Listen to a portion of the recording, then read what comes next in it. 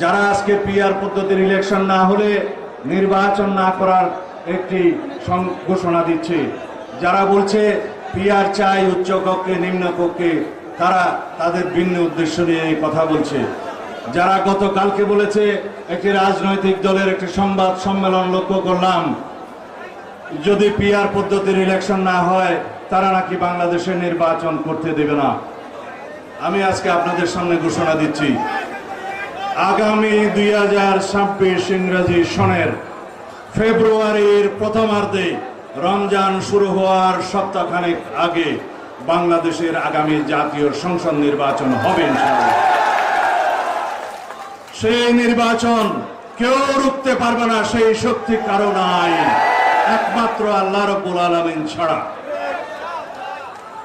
যারা নির্বাচন বাধাগ্রস্ত করতে চায়, বিলম্বিত করতে চায়, বিভিন্ন টুনকু বাহানায় নির্বাচন অনুষ্ঠানের বিষয়ে বিভিন্ন রকমের বিভ্রান্ত বক্তব্য দিচ্ছে, তাদের উদ্দেশ্যে বলতে চাই, বন্ধুগণ, গণতন্ত্রের জন্য সংগ্রাম করেছিলাম আমরা সবাই ঐক্যবদ্ধভাবে।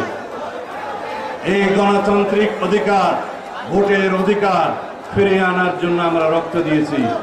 আপনারা আমরা সবাই সম্মিলিতভাবে পুরো জাতি ঐক্যবদ্ধভাবে সেই সংগ্রামে আমরা লিপ্ত ছিলাম ফ্যাসিবাদের বিরুদ্ধে। এই ফ্যাসিবাদ বিরোধী যে গণতান্ত্রিক ঐক্য সৃষ্টি হয়েছে, আসুন আমরা সেই গণতান্ত্রিক ঐক্যকে সমুন্নত রাখি, সেই গণতান্ত্রিক ঐক্যকে আরো শক্তিশালী করি, সেই গণতান্ত্রিক শক্তিকে, ফ্যাসিবাদ বিরোধী জাতীয় ঐক্যকে একমাত্র শক্তি হিসাবে আমরা ধরে রাখি এবং সেই শক্তিকে কাজে লাগিয়ে ঐক্যবদ্ধ বাংলাদেশ আমরা সৃষ্টি করি। সেই ঐক্যবদ্ধ বাংলাদেশে আমরা আপনারা তর্ক করব, বিতর্ক করব, আলাপ করব, আলোচনা করব, ভিন্ন মত পোষণ করব, বহুমত পোষণ করব, কিন্তু গণতন্ত্রের স্বার্থে, স্বাধীনতার সার্বভৌমত্ব রক্ষার স্বার্থে আমরা একইভাবে ঐক্যবদ্ধভাবে এগিয়ে যাব। সুতরাং নির্বাচন নিয়ে আপনারা কোনো ধোঁয়াশা সৃষ্টি করবেন না। আমরা আপনাদেরকে আহ্বান জানাবো, বাংলাদেশের মানুষ এখন যেভাবে নির্বাচনমুখী হয়ে গিয়েছে, সারা বাংলাদেশে নির্বাচনে আমেজ চলছে, নির্বাচনে পরিবেশ সৃষ্টি হয়ে গিয়েছে, প্রার্থীরা জনসংযোগ করছে। এখন সেই নির্বাচনের বিরুদ্ধে যদি কেউ কোনো দল বক্তব্য দেয়, তাদেরকে জনগণ প্রত্যাখ্যান করবে। আপনারা যদি জাতীয় রাজনীতি থেকে প্রত্যাখ্যাত হতে না চান, তাহলে আসুন এই নির্বাচনী পরিবেশের সাথে আমরা তাল মিলিয়ে কথা বলি, বক্তব্য রাখি।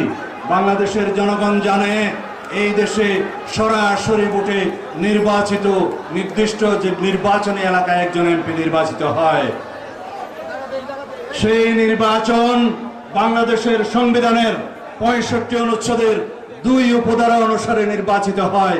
প্রত্যেকটি আঞ্চলিক এলাকার জন্য, সংসদীয় এলাকার জন্য প্রত্যক্ষ ভোটের মাধ্যমে 300 সদস্যের সংসদ সদস্য নির্বাচন হবে। সেটি লিখিত আছে আমাদের সংবিধানের 65 অনুচ্ছেদের 2 উপ অনুচ্ছেদে। 3 উপ অনুচ্ছেদে নারী সংসদ সদস্যদের বিষয়ে বলা আছে। যদি কেউ বলে, গতকালকে বলতে শুনলাম যে সংবিধানে নাকি নির্বাচনের কথা বলা আছে, কোন পদ্ধতিতে নির্বাচন হবে সেটা নাকি বলা নাই।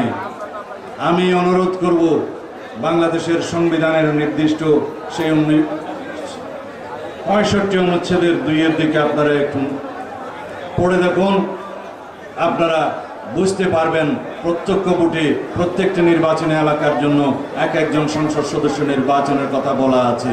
বাংলাদেশের সংবিধানে পিআর নামক কোনো শব্দ নাই। সুতরাং আমাদের জনগণকে বিভ্রান্ত না হওয়ার জন্য অনুরোধ জানাবো, বাংলাদেশের সকল মানুষকে আহ্বান জানাবো, আপনারা যে ভোটাধিকারের জন্য, গণতান্ত্রিক অধিকারের জন্য দীর্ঘ 16-17 বছর রাজপথে আন্দোলন করেছেন, জীবন দিয়েছেন, রক্ত দিয়েছেন, বঙ্গুত্ব বরণ করেছেন, অন্তত্ব বরণ করেছেন, গণ অভ্যুত্থানকে সফল করেছেন, সেই ভোটাধিকার প্রয়োগের মধ্য দিয়েই আপনারা আপনাদের অধিকার ফিরে পাবেন। সমস্ত গণতান্ত্রিক অধিকার এবং সাংবিধানিক অধিকার, মৌলিক অধিকার, মানবাধিকার প্রতিষ্ঠিত তখনই হবে যখন মানুষ ভোটাধিকার প্রয়োগের মধ্য দিয়ে একটি নির্বাচিত জাতীয় সংসদ পাবে। তখন সেই সংসদই হবে জাতির সমস্ত কর্মকাণ্ডের কেন্দ্রবিন্দু। সেই কেন্দ্রবিন্দুতে যারা অংশগ্রহণ করে জাতির বিনির্মাণের জন্য একটি গণতান্ত্রিক রাষ্ট্র বিনির্মাণের জন্য ভূমিকা রাখবেন, সেই রকম উপযুক্ত ব্যক্তিদেরকে আপনারা নির্বাচিত করবেন। সরাসরি ভোট প্রয়োগের মধ্য দিয়ে একটি উৎসবমুখর নির্বাচন হবে ইনশাআল্লাহ আগামীতে। এই নির্বাচনকে পাহারা দিবেন আপনারা, এদেশের জনগণ, আইন শৃঙ্খলা রক্ষাকারী বাহিনী গৌণ ভূমিকা পালন করবে। মুখ্য ভূমিকা আপনাদেরকে পালন করতে হবে, আমাদেরকে পালন করতে হবে। আমাদের ভোটাধিকার যাতে আমরা নিশ্চিতভাবে উৎসবমুখরভাবে পালন করতে পারি, প্রয়োগ করতে পারি, সেই রকম পরিবেশ আপনাদেরকে নিশ্চিত করতে হবে। আমরা যদি মনে করি আগামী দিনের সেই নির্বাচন পৃথিবীর মধ্যে একটি দৃষ্টান্ত স্থাপনকারী নির্বাচন হোক, তাহলে আমাদের সবাইকে সেই ভূমিকা পালন করতে হবে। আপনাদের কাছে আহ্বান জানাই, আগামী দিনে যে জাতীয় সংসদ নির্বাচন হবে, সেই নির্বাচনে আপনারা এমন নজির স্থাপন করবেন যাতে পৃথিবীর মানুষ, পৃথিবীর সকল দেশ দেখতে পায় বাংলাদেশ ফ্যাসিবাদ মুক্ত হয়েছে, প্রকৃত গণতান্ত্রিক রাষ্ট্র নির্মাণ হবে। আপনাদের সবাইকে এই পর্যায়ে ধন্যবাদ জানাই।